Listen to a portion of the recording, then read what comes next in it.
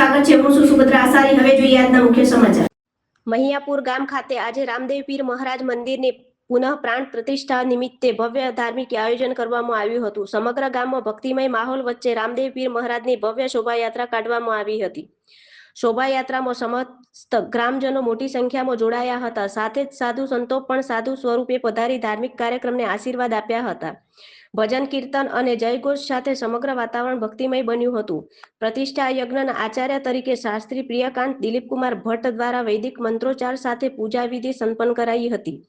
મહોત્સવ દરમિયાન ભક્તોએ વિશેષ ઉત્સાહ અને સદભાવના સાથે હાજરી આપી હતી। જય અલખધણી બળિયાદેવ આખ્યાન મંડળ તથા સમસ્ત મહિયાપુર ગ્રામજનો સહયોગથી આ ભવ્ય પ્રાણ પ્રતિષ્ઠા મહોત્સવનું આયોજન કરવામાં આવ્યું હતું। મહોત્સવ દરમિયાન પૂજા, ધ્વજારોહણ, મૂર્તિ પ્રવેશ, પ્રાણ પ્રતિષ્ઠા અને મહાપ્રસાદ સહિતના વિવિધ ધાર્મિક કાર્યક્રમો યોજાયા હતા। કાર્યક્રમનું આયોજન રમણદાસ મહારાજ તથા સમગ્ર ગ્રામજનો સહયોગથી કરવામાં આવ્યું હતું। કાર્યક્રમ દરમિયાન હવન પૂજા વિધિ સાથે બ્રહ્મભોજન અને મહાપ્રસાદનું પણ આયોજન કરવામાં આવ્યું હતું।